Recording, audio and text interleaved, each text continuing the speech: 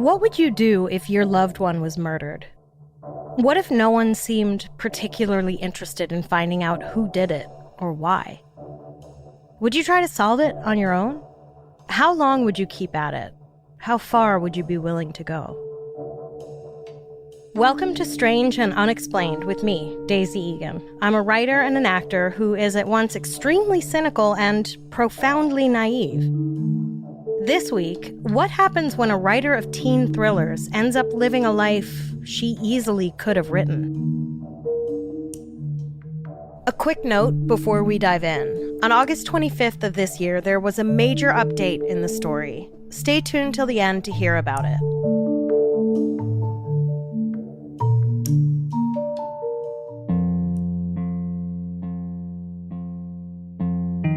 In the summer of 1989, Lois Duncan was enjoying the success of her long, prolific career as a young adult and children's author.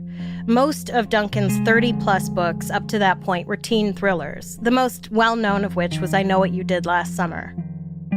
Unlike most teen novels, Duncan's teen protagonists expressed their angst not through cliched, promiscuous behavior or experimenting with drugs and alcohol, but in much darker ways, like murder and deadly secrets. Don't you see? He's got us now. Okay, this is exactly what he wants. We can't go to the police, not now. He's made sure of that. He's just out there and he's watching us and waiting. What are you waiting for, huh? What are you waiting for? All but one of her 5 children had made it through adolescence and into adulthood without straying too far off the straight and narrow. Her youngest, 18-year-old Kaitlyn, had just graduated high school with honors and would herself be off to college that fall. Lois lived with her second husband, Donald Arquette, in Albuquerque, New Mexico. Very late on the evening of July 16, 1989, Lois Duncan would receive a phone call that would change her life forever. Kaitlyn had been shot twice in the head while driving near downtown Albuquerque and was in the hospital in critical condition. Less than 24 hours later, Kaitlyn was dead, and Lois Duncan found herself living the kind of nightmare she had devoted her life to writing about. Lois would spend the next 3 decades trying unsuccessfully to unravel the mystery of her daughter's murder. Here's what we know about the crime. Around 11 p.m. on July 16th, a plainclothes detective drove by a car that had hit a telephone pole off the side of the road on the corner of Lomas and East Broadway near downtown Albuquerque. There was a VW Bug stop next to it. He saw no one at the site of the crash, so he kept driving. I'm sorry, what? How is a crashed car and another one right next to it at 11 o'clock at night not cause to stop and investigate? Common sense finally kicked in, and the officer radioed in to see if the crash had been reported yet. It hadn't, so he decided to turn around and see if, I don't know, a citizen might need help. By the time he got back to the scene of the crash, the VW was gone. Oops, am I right? Instead of the VW, now some random guy was standing near the crashed car. When the detective asked what he was doing there, he said he just happened to be passing by. Turns out the reason the officer didn't see anyone in the crashed car when he drove by without bothering to stop was because the driver had been shot twice in the head and was slumped over the wheel. And she was still alive. This was Kaitlyn Arquette, Lois Duncan's 18-year-old daughter. The night she was shot, Kaitlyn Arquette told her parents she was going to a friend's house for dinner. Her friend later told police that Kaitlyn suddenly remembered she had a test to study for and left around 10:45 p.m., earlier than planned. Everyone assumed that she was on her way home from her friend's place when she was shot. A truck driver said sometime around 9:30 p.m. he witnessed a high-speed car chase between a blonde girl in a little red Toyota and a gold Camaro. He said the man on the passenger seat of the Camaro was wearing gray jeans and tennis shoes and was holding a rifle between his legs. And he heard someone in the Camaro shout, "You fucking bitch!" in a heavy Mexican accent. Even though the time the truck driver claimed to have seen the chase didn't make sense in terms of when Kaitlyn was discovered slumped over in her crashed car, his account of what he saw that night would prove useful later on. A quick side note to my truck driver listeners, because that's a huge part of my demographic. I understand you maybe not wanting to get involved in a situation in which you could get shot, but for the love of God, if you see something like this, at least report it. This guy did not until after the story was in the papers. At a press conference shortly after the murder, Police Chief Sam Baca vowed, "We don't care how much manpower it's going to take, personnel, resources, we're going to resolve it, bottom line." To prove his dedication to the case, Baca ordered Kaitlyn's family be escorted to Kaitlyn's funeral by 6 motorcycles. Unfortunately, valuable evidence had already gone missing, not least of which was the second car the officer saw next to Kaitlyn's car when he failed to investigate the crash. By the time that officer got back to the scene, not only was the second car gone, but so were the bullet casings and Lord knows what else that might have pointed to a culprit. And this misstep would end up being only the first in a series of a truly confounding police investigation. The Albuquerque Police Department had their work cut out for them. Homicide detective Steve Gallegos found his first potential lead when one of Kaitlyn's friends told him that Kaitlyn had been furious with her live-in boyfriend, Yoon Win, the night of the shooting. Kaitlyn and Yoon apparently fought frequently, and according to the friend, Kaitlyn was planning on ending things with Yoon. Kaitlyn and Yoon started dating about a year and a half earlier. According to Lois, Yoon was one of the so-called boat people who had fled Vietnam after the Vietnam War. He was 10 years older than Kaitlyn, which... ew. The Arquettes liked Yoon and welcomed him into their home, almost like another son. And to each their own, I guess, but I don't care how nice he was. He was 27 when he started dating a 17-year-old Kaitlyn. Not in my house, Sonny. Not in my house. Yoon claimed to have been at a bar with friends the night Kaitlyn was shot. When he got home, he said he waited and waited for her, but she never came home. Detective Steve Gallegos tested Yoon's hands for gunshot residue, which came back negative. A search of Kaitlyn and Yoon's apartment yielded only one possible clue. A handwritten note, ostensibly from Kate to Yoon, that read, "Hun, where are you? I know you're still mad. I'm so sorry. Okay. I miss you today. I went to Mom's house to return these books. I'll see ya. Love." The police were like, "Look, this proves Kaitlyn and Yoon weren't fighting anymore, therefore he can't be the culprit." Which, A, no it didn't. Who the hell knows when that note was written or who wrote it? And B, no it didn't. I can't believe how blatantly stupid this is. 5 days after Kaitlyn's murder, Yoon's friend found him on a bunk bed in an Air Force dorm room where he had been staying, covered in blood and moaning. So distraught was he over Kaitlyn's death, he had apparently stabbed himself in the stomach with a 4-inch folding knife. He survived, which isn't too surprising. Stabbing yourself in the stomach with a 4-inch knife is a super weird and roundabout way to go about killing yourself.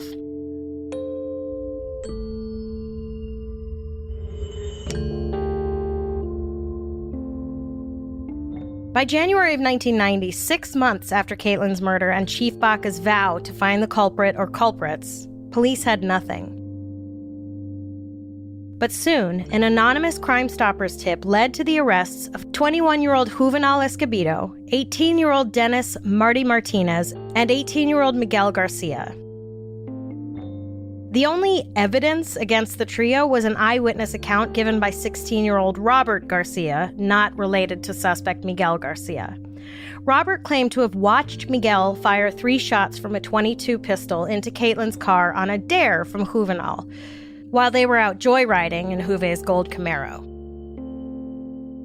Only problem with the story was, Robert Garcia had been in a juvenile detention center on the night of the murder, so there was no way he could have witnessed the shooting. Not only that, but the alleged murder weapon he led police to was broken and inoperable and apparently had been broken for months. Now, I don't know how one can determine how long anything other than a clock has been inoperable, but there you have it.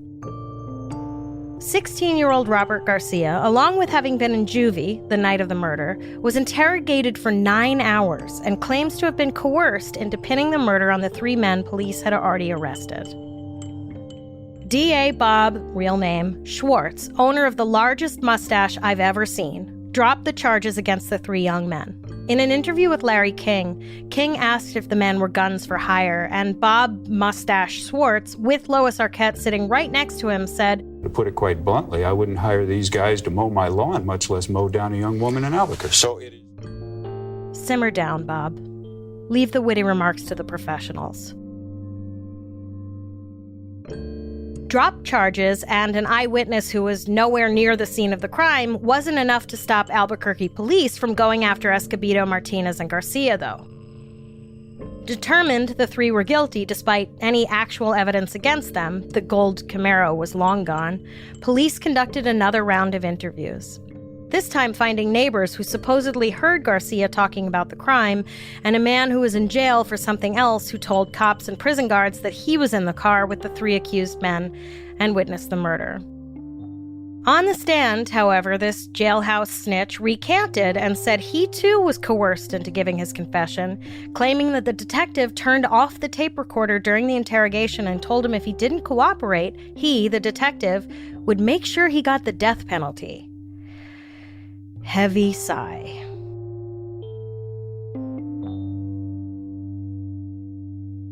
This time, the jury wasn't having any of the coercion defense and indicted both Garcia and Escobedo for the murder of Kaitlyn Arquette. Escobedo immediately was like, bye, and skipped bail, hightailing it to somewhere. Garcia was arrested, but in April of '91, D.A. Bob Schwartz and his massive mustache once again dropped the charges, telling the Arquettes that he did believe Kate was the victim of a random drive-by and that Escobedo and Garcia were guilty, but witnesses claimed they had been intimidated by police. This is just weird. What the hell was going on in the criminal justice system over there? Like, have you ever heard of a DA dropping charges for someone who they know is guilty just because of a technicality? Sure, it happens, just not usually for non-wealthy people of color, you know? Besides, even though DA Bob's mustache admitted he thought Garcia and Escobedo were guilty, he liked much better that he wanted the investigation to focus on. A lead, it turned out, had been right under their noses, or mustaches, all along.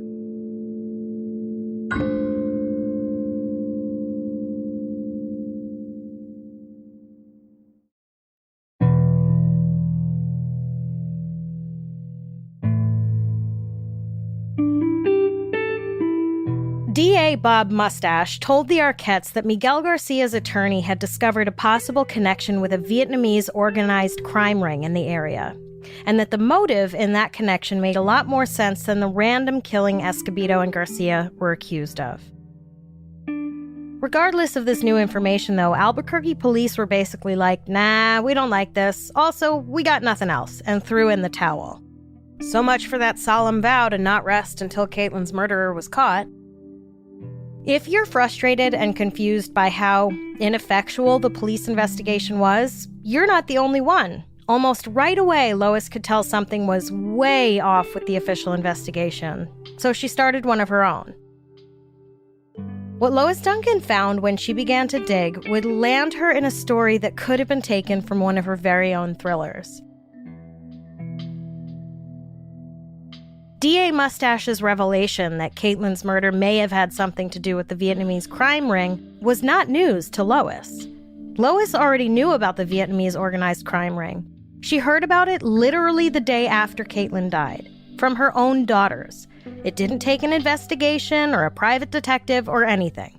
Just her 2 other daughters finding out that Kaitlyn's Vietnamese boyfriend Yun may have been involved and being like, Mom, have you heard about this insurance scam ring? We think Yun might have been involved in something super shady. Lois began asking around and found out that Yun, Kaitlyn's boyfriend, had been involved in an insurance scheme involving staging car accidents and collecting insurance money.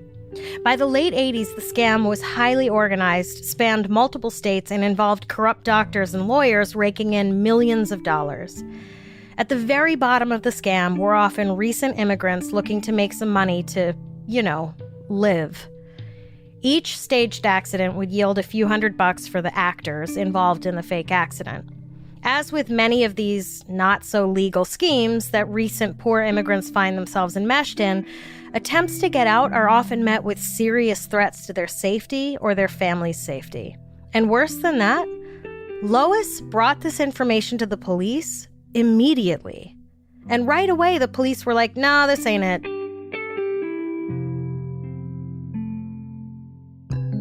So much of what the police said to Lois through this investigation is mind-numbingly confusing.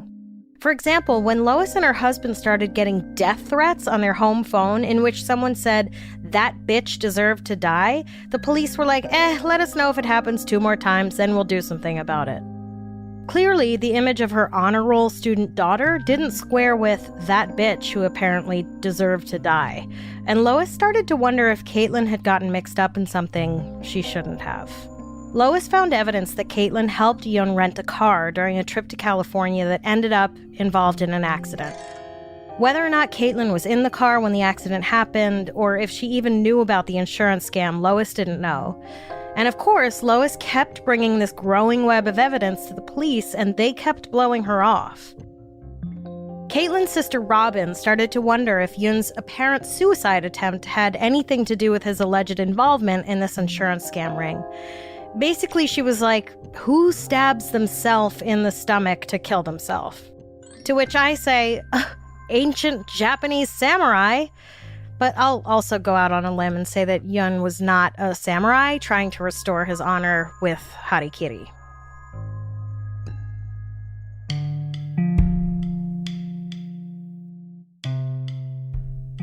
With this suspicion in mind, Lois decided to confront Yun. So, while Albuquerque police were busy coming up with nothing, Lois was already visiting Yun in the hospital where he was recovering from his apparent suicide attempt. Yun insisted he wanted to speak to Lois and Lois only, and when they were alone in the hospital, he put his arms around her neck and said, "I didn't kill her." And Lois said she knew he didn't, but that he knew who did, and that he needed to decide if he loved Kaitlyn enough to tell her who killed her. Yun was silent for a moment and then said, "I know. I am deciding." Lois took this info to Detective Gallegos. Please remember this was mere days after Kaitlyn's murder. Gallegos asked Lois to go back to Yun and secretly record their conversation, but when she did, Yun clammed up. Once Lois couldn't get Yun on tape, she noticed Gallegos and the police seemed to lose interest in the information she was bringing them, which is weird, considering the only information police were getting on the murder at all was what Lois was uncovering. So, Chief Baca's vow to see the case through to the end dissolved within weeks of the murder. It's almost like they didn't even try to make it look like they had any intention of keeping their word. Despite apathy from the police department, Lois kept going, because of course she did, because that's what a grieving parent does. And then they turned it all into a movie starring Frances McDormand. Spoiler alert, they haven't turned this into a movie starring Frances McDormand. Yet. When Lois was closing out her daughter's final bills, she discovered 3 phone calls made from Kaitlyn's home phone while Kaitlyn was in the hospital after the shooting. Yun was also at the hospital when the calls were made. So who made those calls from the apartment when no one was home?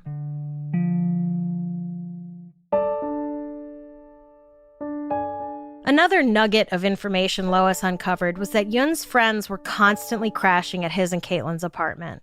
It was one of the things the couple was fighting about. Lois brought the phone bill to Gallegos and was like, who in the hell was in Kaitlyn's apartment making phone calls while Kaitlyn was dying? And who the hell were they calling? And according to Lois, Gallegos was like, the number's unlisted, so who knows? So someone called someone from Kaitlyn's apartment while no one was supposed to be home just after Kaitlyn died in the hospital, and again, the police just kind of shrugged. But Lois continued to dog them about finding out what the hell the phone call was. For months, she followed up with the police. And for months, she asked police to look into the insurance scam ring. But Gallegos dismissed the notion that Kaitlyn's murder had anything to do with the Vietnamese insurance scam ring, which is bonkers. Hello? Is this thing on? But finally, Lois would get her hands on Kaitlyn's investigation file and find information that could potentially blow the whole case wide open.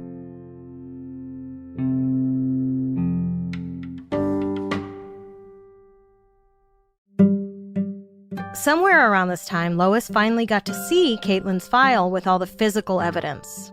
There was a business card for a lawyer. You know the phone number someone called from Kaitlyn's apartment the night she was shot? The one Gallegos said was unlisted? It was literally this lawyer's phone number, sitting there in Kaitlyn's file the whole time. And you know Lois took that and did some pretty basic investigating and found extremely compelling evidence about Albuquerque lawyers with odd connections to a rental car company in California. The same car company that Yun and Kaitlyn had rented a car from. Businesses that seemed to fold or numbers that were abruptly disconnected immediately following Kaitlyn's death, including the number on the lawyer's business card. And remember the handwritten note in Kaitlyn's apartment that police claimed was definitive proof that Yun had nothing to do with the murder? Turns out that note didn't say, "Hun, where are you? I know you're still mad. I'm so sorry, okay? I miss you today. I went to Mom's house to return these books. I'll see ya. Love," like the police initially reported. No. Honor roll student Kaitlyn supposedly wrote, "Hun, where are you? I know you still mad. I'm so sorry, okay? I miss you today. I went to Nam house to retune these books. I'll see ya. Love." Also, it wasn't even remotely in Kaitlyn's careful handwriting. And Yun had a friend named, wait for it, Nam. Doesn't that seem, I don't know, important? When police took it upon themselves to transpose the note, they just casually changed Nam to Mom because why? That question is rhetorical. The answer is laziness and racism. Nam isn't a word. She must have meant Mom.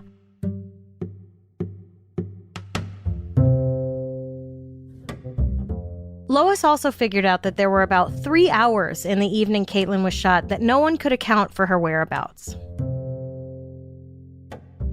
Desperate and running out of options, Lois did something she never imagined herself doing. She turned to psychics. And I have to say, in doing this podcast, I'm learning that a remarkable number of people seem to turn to psychics to help them solve cases of dead or missing loved ones. And who am I to judge a desperate person's attempt at closure? But just be careful, you know? Like, if the psychic regularly appears on daytime talk shows and has almost never made a correct prediction, maybe choose the next one down in the phone book. Lois found a handful of psychics all over the country who were willing to help her with her case. Some of the clues they gave made no sense, like the one lady who kept insisting Kate was stabbed. Others turned out to be remarkably accurate, and others were just creepy. One psychic described the murderer to a police sketch artist, and the result didn't match any of the people arrested or described by witnesses, but he looked exactly like the murderer in one of Lois's books. Lois then went on a wild goose chase following vague clues and messages from the other side. And while none of the information the psychics gave Lois led to the killer, they actually did help her uncover information about her own daughter she had no idea about before. Kaitlyn, the psychics believed, most likely knew too much about this insurance scam business.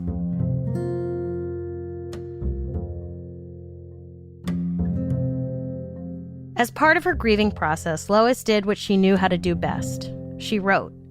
What resulted was her book, Who Killed My Daughter, which chronicled Lois's dogged determination to find out what happened to Kaitlyn. I listened to the entire book on double speed, which I have to say was not my favorite way to spend my free time. Turns out listening to a murder mystery told by Alvin and the Chipmunks, complete with some pretty intense racism and some incredibly bad accents, is a surefire way to a constant low-grade panic attack. For example, at a press conference after the murder, one reporter asked Kaitlyn's parents, "Weren't you worried letting a blonde girl drive around in a little red car in an area with a lot of Mexicans?"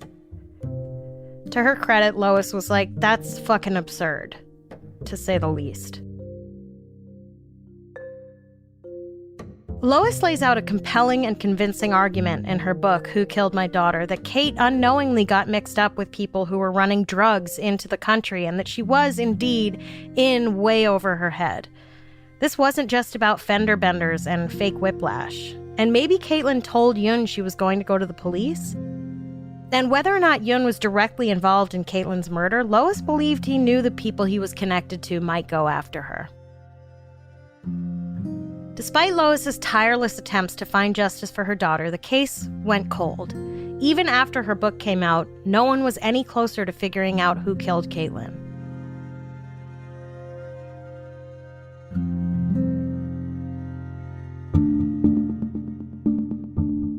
And then, in 1995, 3 years after the book was released, private detective Pat Caristo happened to see Lois on Sally Jessy Raphael talking about everything she had uncovered in her investigation.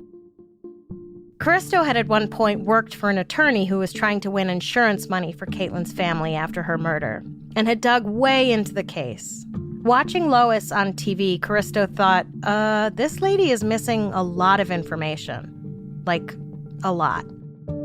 Caristo reached out to Lois and was like, "What about Paul Apodaca?" And Lois was like, "I'm sorry, who?"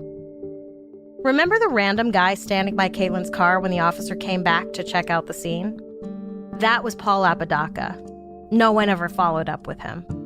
I'm going to repeat that. No one ever followed up with the man who was standing next to the car of a woman who had just been shot in the head.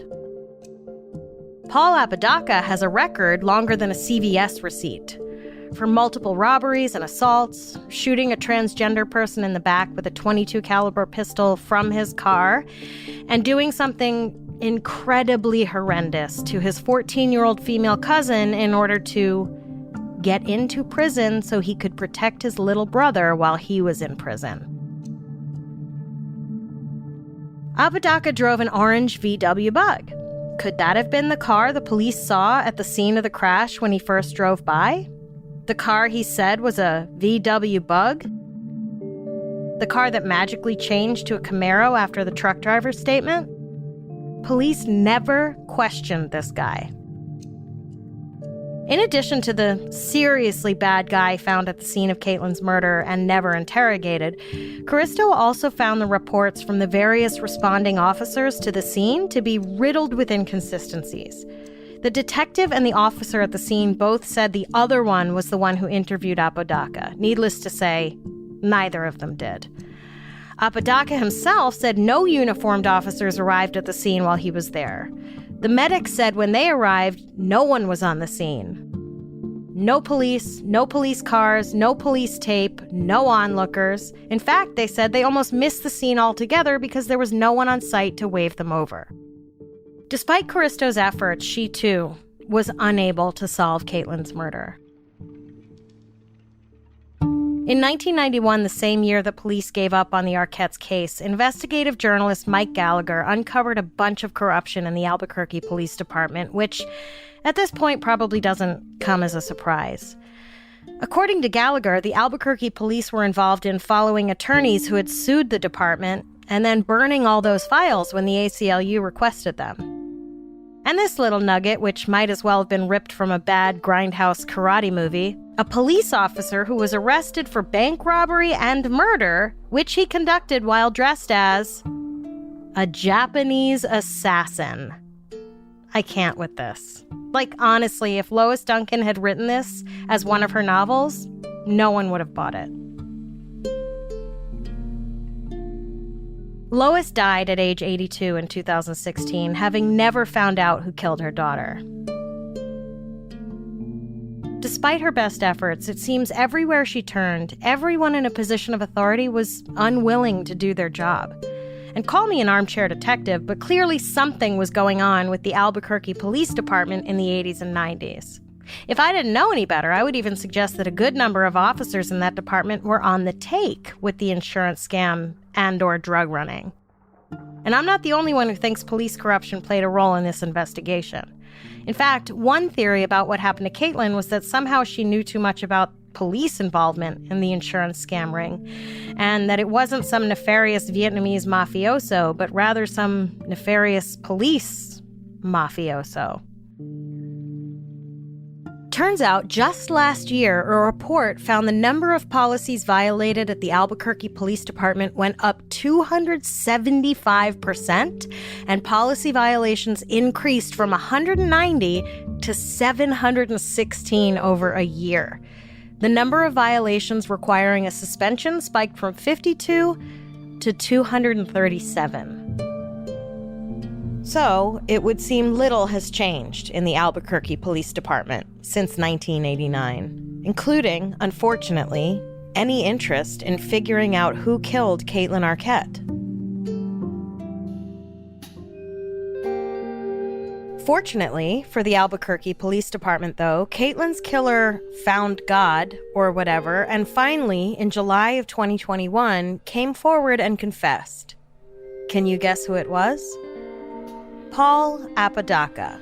Paul had a rap sheet as long as my arm, including for rape and assault, and was standing at the scene of the crime when police arrived but was never questioned.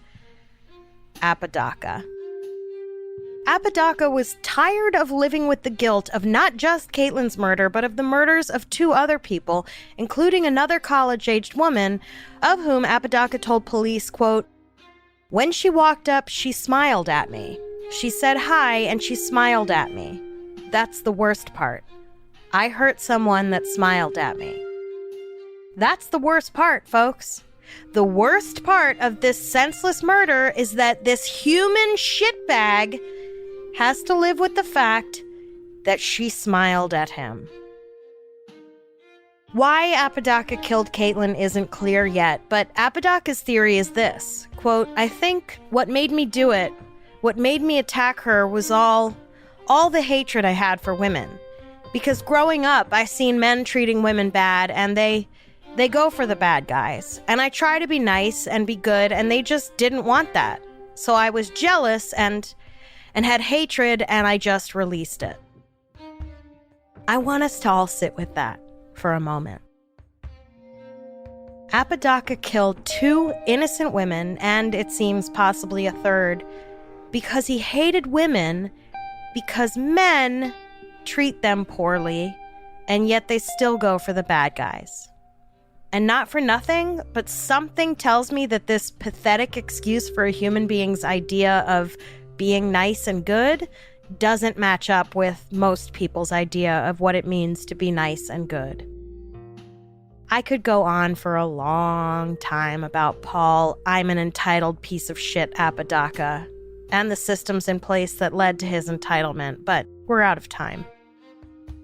I hope each and every member of the Albuquerque Police Department thanks their lucky stars that this guy felt the need to clear his conscience. Otherwise, there would still be no resolution to this senseless story. It certainly wasn't their own hard work that cracked the case. And just a quick note before we end today, if I suddenly turn up dead after this episode is released, it was definitely the Albuquerque police.